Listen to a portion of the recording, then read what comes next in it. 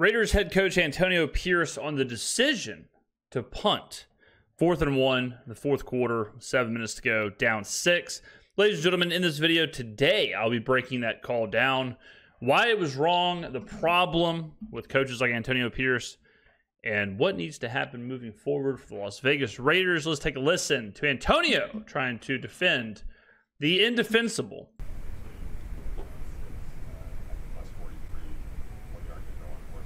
This is from the actual Las Vegas Raiders YouTube channel. This press conference. Are the reporters across the street? What's going on? Are they screaming? Are they 100 yards away screaming and the wind is having to carry these questions to Antonio Pierce? Do they not have a microphone? Are there aluminum cans with strings on them attached 100 yards away? And these poor reporters, I mean, they might as well have wrote a letter. And Antonio Pierce might as well read the letter silently to himself and then answer the question. Jesus, let me see if I can find a better video. All right, this is from Vegas Sports Today. This seems to be a little better audio. Let's roll. Antonio down 6 at the plus 43, 1 yard to go on 4th down. And it felt like you at least thought about it for a second, and then you ran the punt team. What kind of went behind that? Yeah, field position, defensively, punter. We got what we wanted. We got him backed up. We got 3 timeouts there. Play good football, get the ball back, half court, as we call it, offense, midfield, hopefully. But they broke off a long run, and I was into it. Yeah. So the decision, in case you're not familiar with the situation, right? Raiders have the ball. They are down 6. 7 minutes left. It's 4th and 1 from the 43. Okay. In no world do you punt this ball. It would be better to kick a field goal here than punting this ball. Punting this ball, and we have analytics pulled up to defend this and kind of show the extent of it, but it doesn't get worse than this from a decision standpoint.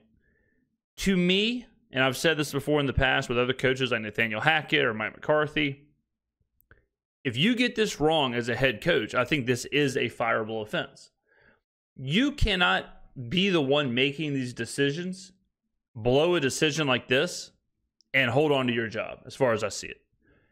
Antonio Pierce's whole thing is that he's a culture guy.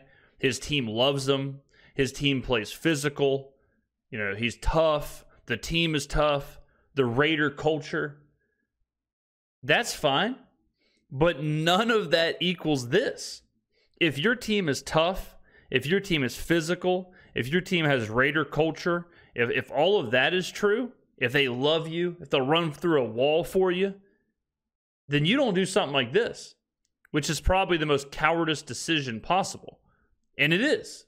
On the punt surrender index, as you will see, this is a Hall of Fame nominee for cowardice decision. And I'm not saying that, that is the term for it. The surrender index, it rates it on a scale of basically how cowardice a decision is on 4th down or to punt. So that's not my words, but that's what it is. And that kind of is what happens with coaches like this, where you hear all the time the coaches that are the vibes coaches, the coaches that are, the man managers and all of that.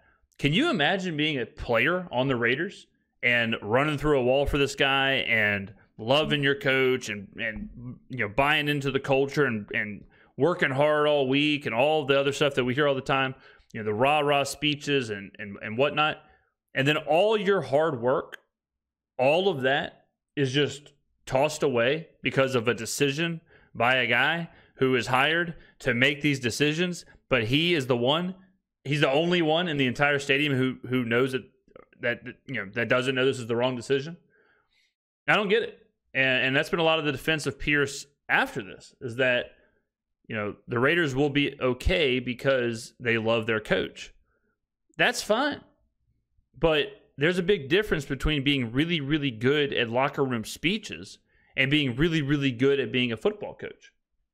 This is something else that I don't get. This is the NFL. These are billion-dollar franchises. These are some of the biggest franchises in the world. Hire someone to do it. I said this exact same thing. I have a video on the channel about Dan Campbell and decisions he made in this almost the same situation. And the Lions immediately made a change. Did they fire Dan Campbell? No, because he was such a good man manager, and that's what he does. Absolutely. This team loves him. The team runs with the wall, all that stuff. They went and hired a team of analytics, analytic pros, data scientists, probability experts, and they handle these decisions. They present the decisions to Dan Campbell in real time, just like an offensive coordinator would present something to Dan Campbell. They buzz it in to Campbell. He gets the numbers, and he makes the decision. That's it. That's how you fix it. Imagine if you're playing blackjack, okay? And you're playing blackjack, and a guy at the table or a girl at the table is hitting on 16 when the dealer's showing a 4. I don't care how good or how funny that person is. I don't care about the vibes that person is bringing to the table. I care that they are losing me money. I care that their decisions are so bad that they're losing me money. If you're in a car with somebody and they're running over mailboxes and they're getting into car accidents and they're making bad decisions at red lights and they don't know what's going on, they're blowing through stop signs and they're making bad decisions at every point, but they have a really good playlist. It's fun. They're fun to ride around with. Would you let them drive you to the airport? Hell no. Hell no. Right? You get someone who can make those decisions. It's that easy. Let's get back to Antonio Pierce defending this. 2 long runs that the defense gave up. The defense played good, but 2 spots right there where they didn't play necessarily great. That run game, stopping the run game, you've talked about it. Just didn't happen when it needed to. The hell was that? Was that a damn giraffe? Okay, so he answers this run question. They get back to the question about the 4th and 1.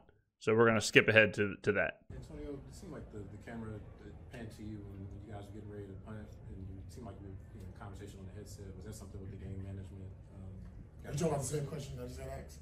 Yeah, I was just saying, were you consider maybe taking? Yeah, no, we was considered going for it. It's a long one. I mean, got stopped earlier in the game, momentum. Punter had done a good job, pinning those guys back. I think we had 2 or 3 points. I think 3 punts inside the 20.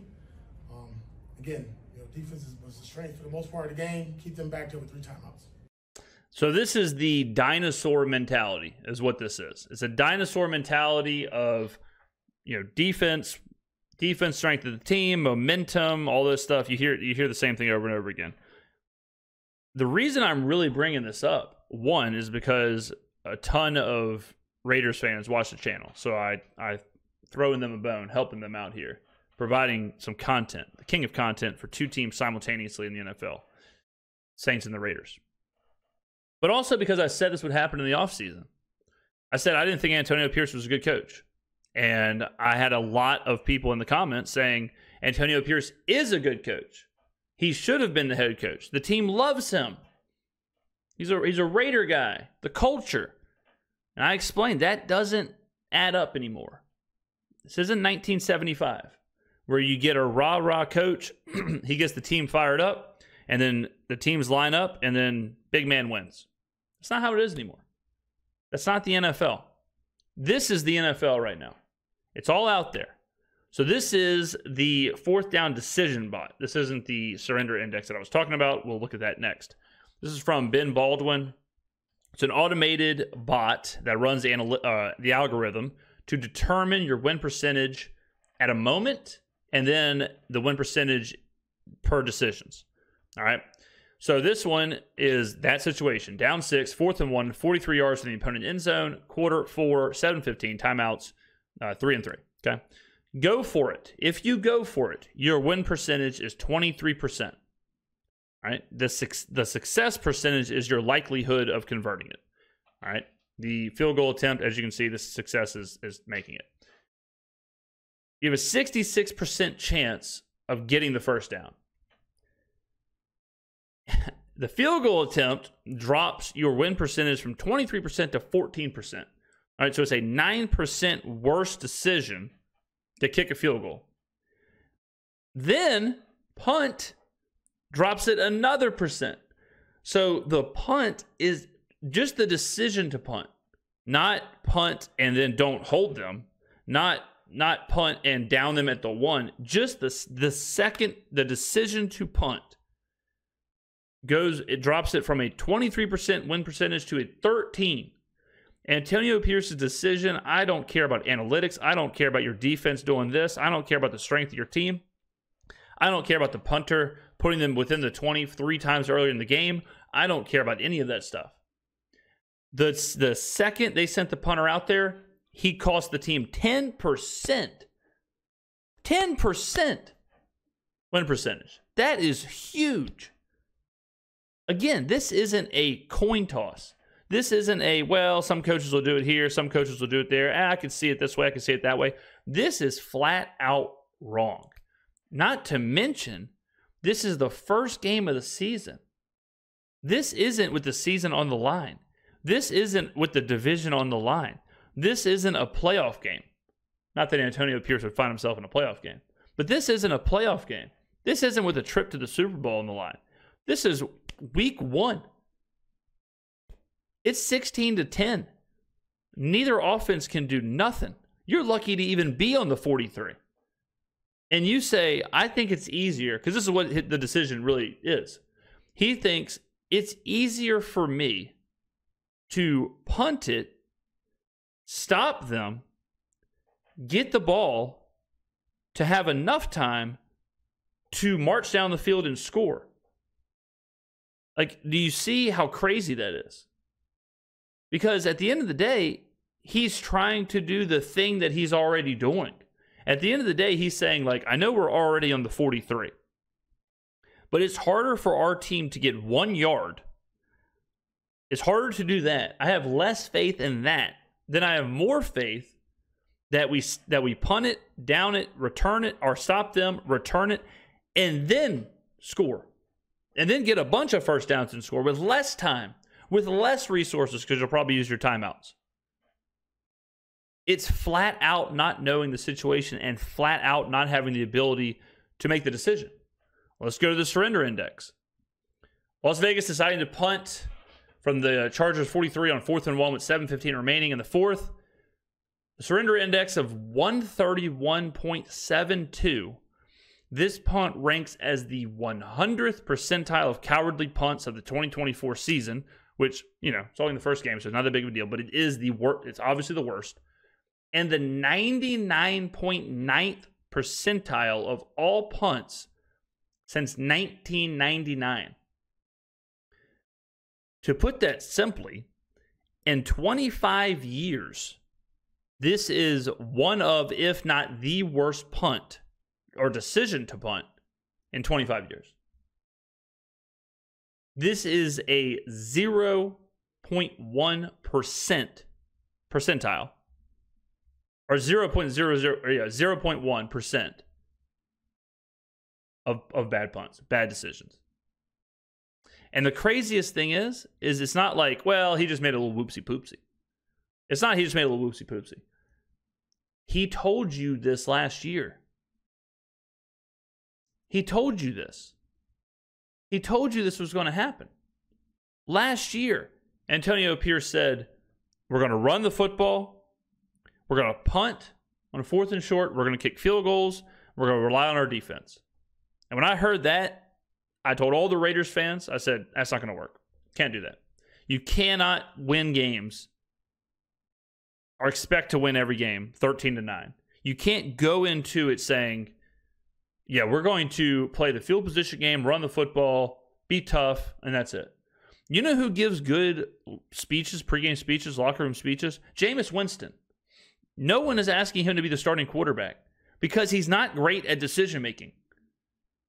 If all it was who's a good guy, who do teammates like, if that was it, be a whole lot of different starters out there. Now think about what I just said about the defense of Antonio Pierce and what people always say about Antonio Pierce and coaches like this. This is Tony Romo, the vibes coaches, the team plays hard coaches. We see them there all the time. We see this type of coach of the, they play hard for him. They love him. He's tough. All that happens all the time. Let's hear what Tony Romo has to say about this. This is after the decision. Let's see if Tony Romo mentions, well, he probably needs to be better at these these spots, a little game theory. I wouldn't worry about the Raiders. Antonio Pierce is for real. Like, I've played against him. I've communicated with him a bunch, you know, since he took over last year. And I think he's outstanding in almost each area, you know, that you want your head coach. He Well, except decision-making. has the ability to communicate with the players at a very high level. He has a standard that he sets that they follow. And they followed that standard, and Antonio Pierce obviously is not holding himself to a high standard because one decision dropped them 10% in the win His percentage. players play as hard as any unit or any team that you'll see on tape week in, week out last year. You'll see that again today. It leaps out.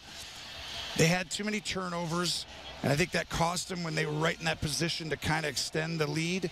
And No. Right when they were in position to extend the lead or to take the lead, Antonio Pierce decided to punt.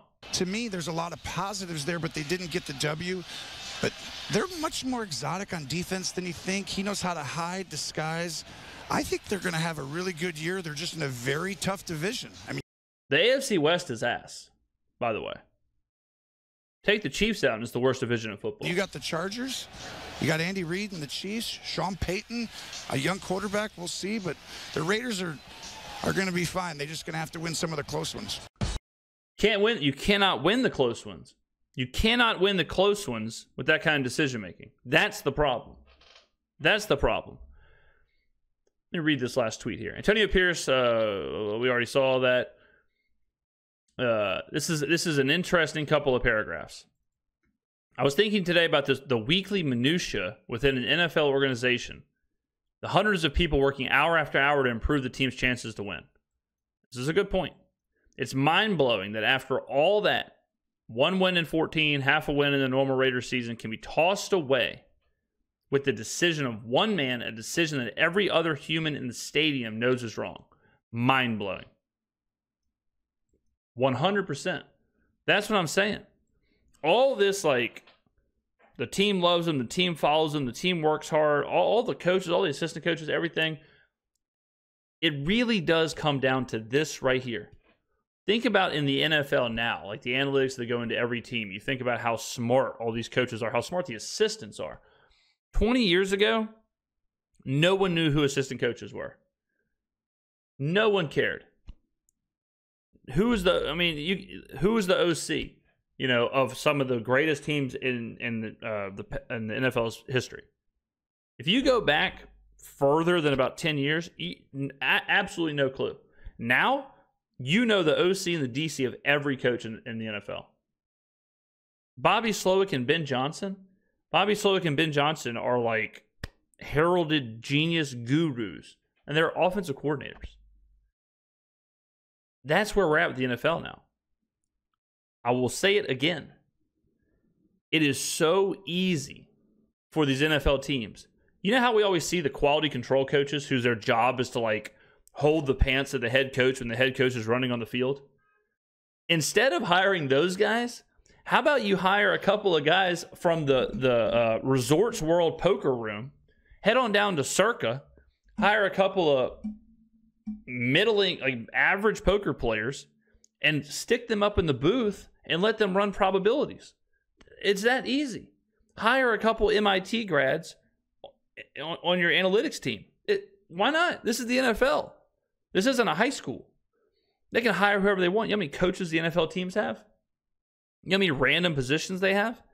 Every single NFL team within the next 5 years will have one of these teams. It will be just like your offensive coordinator, special teams coach. It'll be just like that. You'll have an analytics department or an analytics coach or a game theory manager or a situational coach, and every team will have that coach. And it'll be that coach's job to sit up in the booth and just straight up provide the numbers. Just 23%, plus 10%, go for it. That's it. Minus 3%, kick it. That's their whole job will be. It will be so normal in 5 years, and no team is doing it. Some of the teams are. Lions are, Ravens are. They have been public about hiring analytical experts. So I feel bad for the Raiders fans because it's more of the same, and it could have been prevented, and it should have been seen coming, but it is what it is. So I don't know. I don't think Antonio Pierce, unless they do what I'm saying, and go get someone to run the actual game theory and to help him out. But if they don't do that, I'd be absolutely stunned if he is the head coach at the end of the next season. Absolutely stunned. Ladies and gentlemen, get on down in the comments below. Let me know what you thought about this in real time when you're watching the game. Did you think, ooh, that's not a good decision? Or did you think Antonio had a point? Would you have kicked it? Would you have gone for it? What would you have done? Thank you very much for watching. I will see you in the next video.